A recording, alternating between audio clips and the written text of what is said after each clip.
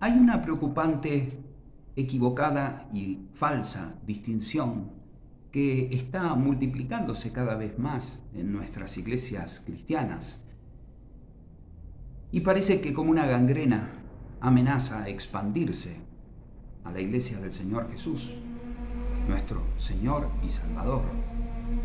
Expresión gigante, seria, grave.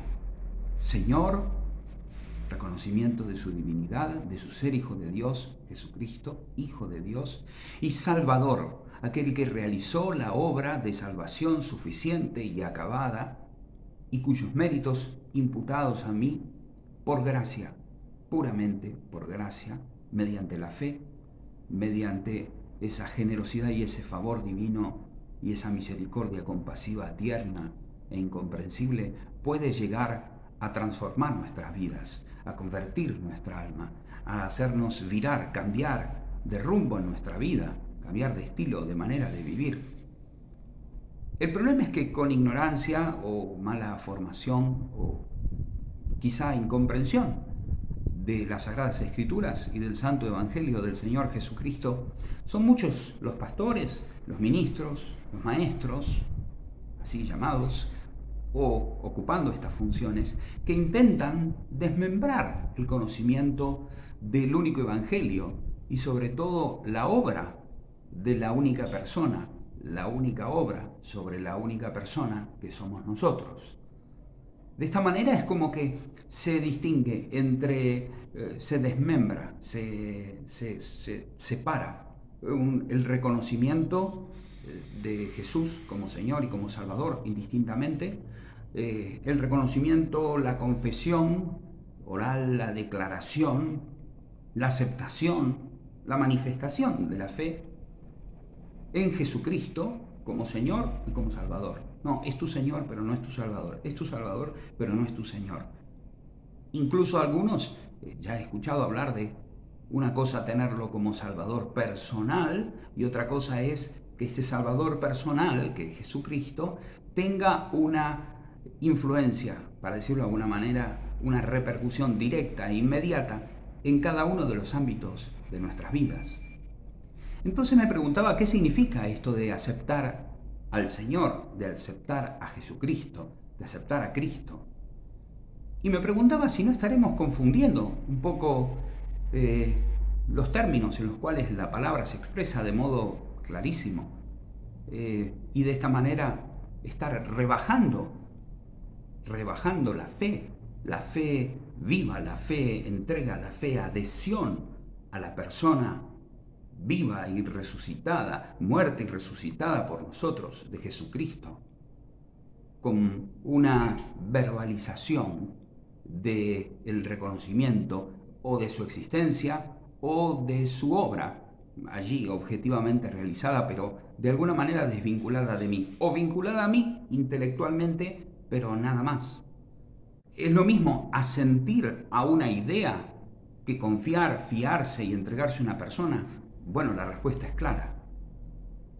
¿Cuánto hay entonces de genuino, de auténtico en aquellas, me permito el término, lamentables confesiones de fe, muchas de las cuales he visto y presenciado ser inducidas por hermanos, por cristianos, por algunos cristianos, y esa iniciación en un camino de religión, en un camino religioso, que se inicia quizá con una oración más o menos también condicionada por ese momento, por las circunstancias, incluso por los sentimientos y los pensamientos que en ese momento una persona pueda tener, ocasionalmente quizá.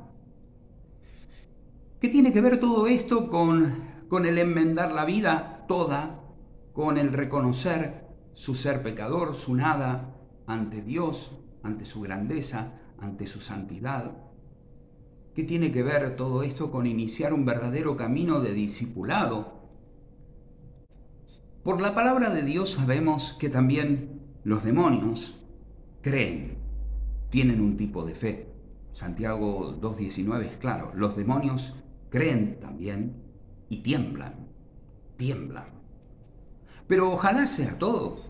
También sabemos por la palabra de Dios que los diablos reconocen, confiesan, declaran, a su forma, claro, el señorío y de alguna manera también la divinidad y la misión del Hijo de Dios, venido al mundo encarnado. Por ejemplo, en Marcos 1:24 leemos a uno que le dice, hablando en representación de muchos, escuchen, Marcos 1:24, ¿qué tienes con nosotros, Jesús Nazareno? ¿Has venido para destruirnos? Sé quién eres, el Santo de Dios. El Santo de Dios. También en Marcos 3:11 se dice, y los espíritus inmundos, al verlo, se postraban delante de él, se arrodillaban y daban voces, gritaban, diciendo, tú eres el Hijo de Dios. Y el hombre de Gadara, recordarán, Legión, en Marcos 5:6, dice el texto, cuando vio pues a Jesús de lejos, corrió y se arrodilló, se postró ante él, clamando a gran voz y dijo, ¿qué tienes que ver conmigo, Jesús, Hijo del Altísimo? Te conjuro, miren qué atrevido, te conjuro por Dios que no me atormentes. Hermanos, amigos, nos la pasamos invitando a los demás, a todos, a seguir al Señor Jesús, a creer en Él, a seguir al Señor Jesús, que creemos que nos ha salvado, nos ha obtenido una salvación eterna con su muerte en la cruz. Pero no solamente nos ha salvado, sino que nos sigue salvando. La salvación es un proceso en el cual parece que la palabra, la realidad, santificación, queda un poco al margen. La santificación es la obra de la salvación en dinamismo que por medio de mi asentimiento cotidiano, por medio de la entrega de mi voluntad diaria, el Señor va utilizándola, asumiéndola y sirviéndose de ella para seguir haciendo su obra en mí. Por medio de la santificación, por medio de la unión, de la comunión, de la adhesión a Cristo, nosotros podemos desmarcarnos de esta fe que a veces pedimos a nuestros hermanos y que no es capaz de salvarnos, porque solo somos salvos en tanto y en cuanto permanecemos en Él. Y a veces, hermanos, ni siquiera somos capaces de temblar ante la santidad de Dios, como los demonios. Fíjense, temblar, postrarse, arrodillarse, clamar, atormentarse, sentir que llega el fin. Esto sintieron estos demonios, que llega el fin. Y eso es precisamente estar en la presencia de Dios. Eso es acercarse al Señor, sentir que ante su santidad, todo mi pecado, toda mi maldad, todo lo que no hay de Dios en mí, se siente amenazado y ante la sola presencia de Jesús es de alguna manera impelido, obligado a ser depuesto. Todo pecado, aborrecimiento de todo pecado, no desear pecar más. Seguimos pecando porque somos pecadores, pero no queremos pecar más.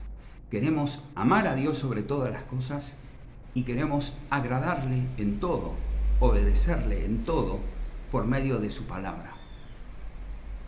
Ojalá que el Señor nos conceda cada vez más, primero tomar conciencia de esta fe viva y luego nos ayude a nosotros como cristianos confesantes a abandonar no solamente todo pecado y todo aquello que nos aparta de Dios, sino también abandonar todas estas expresiones tan huecas, que parecen muy elocuentes, muy teológicas, pero que en realidad están tan huecas y tan vacías que terminaron reemplazando la realidad que quieren significar.